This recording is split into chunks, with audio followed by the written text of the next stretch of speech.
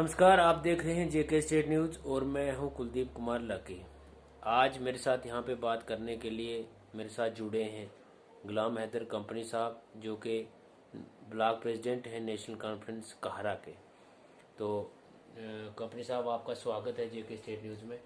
जी, तो शुक्रिया आपका। आप मुझे बताइए कि ये जो डीडीसी इलेक्शन हुए और इन इलेक्शनों के होने के बाद आपका क्या ख्याल है कि आपकी जो पोजीशन रही नेशनल कॉन्फ्रेंस की, वो थोड़ी डिस्ट्रिक्ट डोडा में जो है वो काफ़ी कमज़ोर रही। इसकी क्या वजह रही? देखिए, नेशनल कॉन्फ्रेंस की जो यहाँ पहले तो जब आज़ाद साहब यहाँ आए थे तो आज़ाद साहब की एक सोच यहाँ तमाम भलेस की आवाम की से हुई। डिस्ट्रिक्ट डोडा, डिस्ट्रिक्ट किश्तवाड़, पुरानी डिस्ट्रिक्ट का तकरीबन, तो इसमें आज़ाद साहब का ही ज़्यादा चर्चा रहा।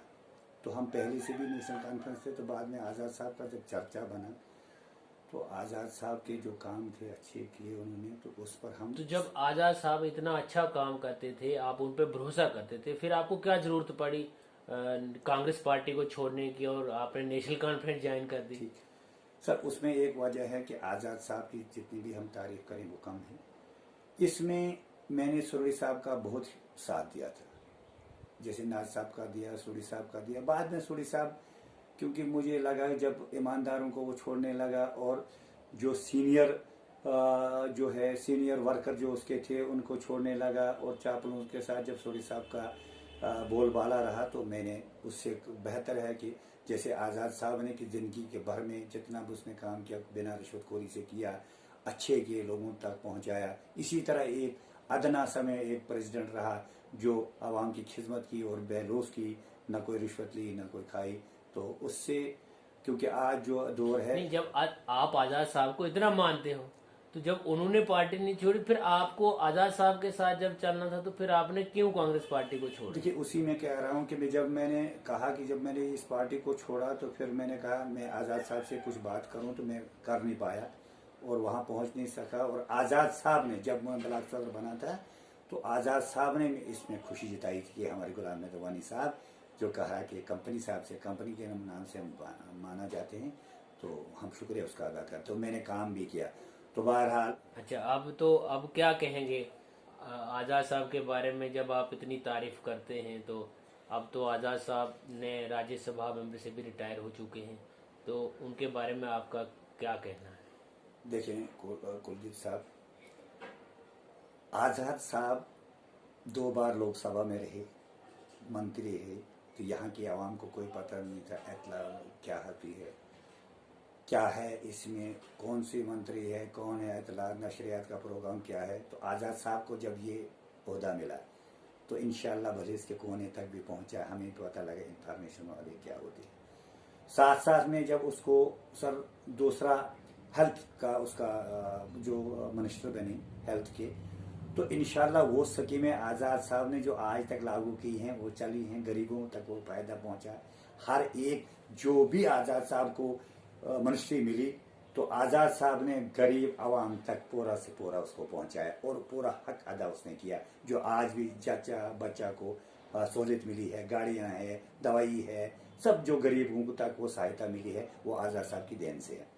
तो बहरहाल आज़ाद साहब जब वज़ीर आला यहाँ बने जम्मू कश्मीर के, सबसे पहले उसने हज हाउस बनाया जो कि रिकॉर्ड है, तारीख है। उसके साथ साथ जम्मू में यात्री वाहन बनाया, रिकॉर्ड बीट है, क्योंकि उसने दोनों चारों हर कौम को उसने साथ चलाया।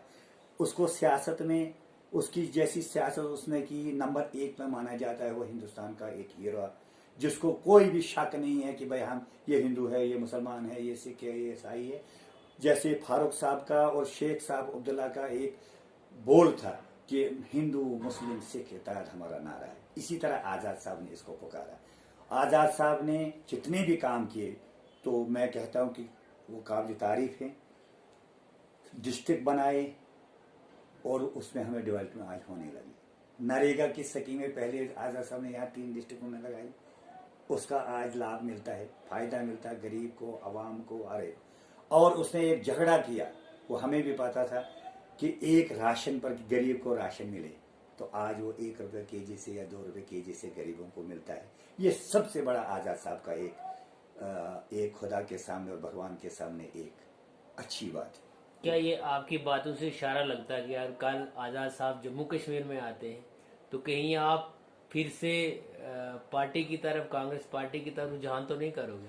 देखिए, जैसे आज़ाद साहब का दौर है, अगर आज़ाद साहब के चर्चे रहे तो इंशाल्लाह नेशनल कॉन्फ्रेंस ने भी आज़ाद साहब का बड़ा साथ दिया, क्योंकि जब राज्यसभा के मेंबर नहीं, मैं साथ देने की बात नहीं कर रहा हूँ।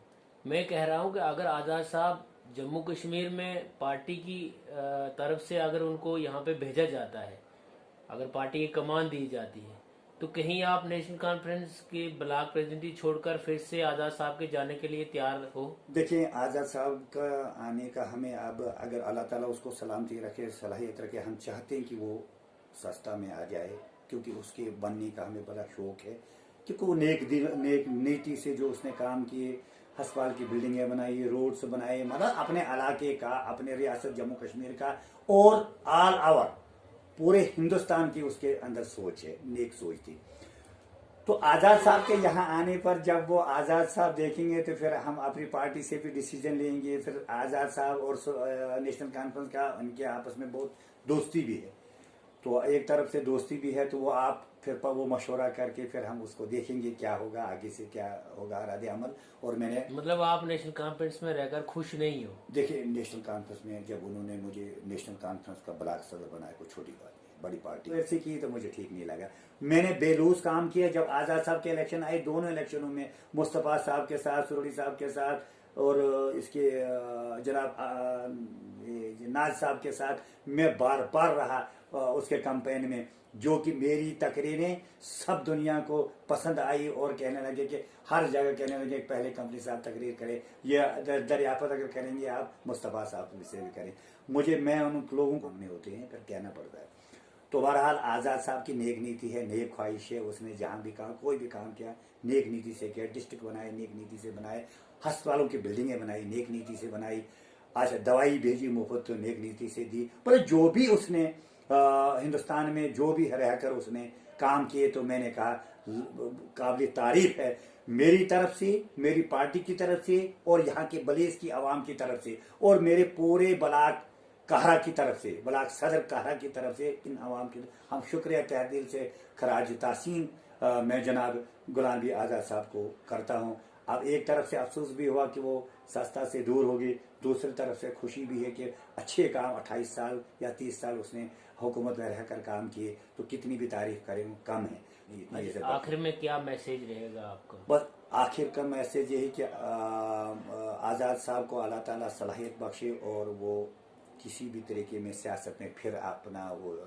दबदबा दिखाए, जोश दिखाए, हमें भी खुशी है और अल्लाह ताला उसको भी सलामती रखे, हमें भी। इंशाल्लाह उसके आने पर हम मुलाकात करें। बेदाग था, कोई रिश्वतखोरी नहीं है, इज्जत के साथ उसने काम किया और इज्जत के साथ वो आज इससे राज्यसभा के मेंबर से सबक दोष हो गए और सब पार्टी ने जिसको कि मोदी साहब ने भी मुबारक पेश रखी और उसने मोदी साहब ने भी बड़ी हमारे हिंदुस्तान के वज़ीर आज़म ने उसकी तारीफ की, तो हम उससे ज़्यादा क्या बढ़कर हम बोले। ये थे ब्लॉक सदर नेशनल कॉन्फ्रेंस गुलाम हैदर कंपनी साहब।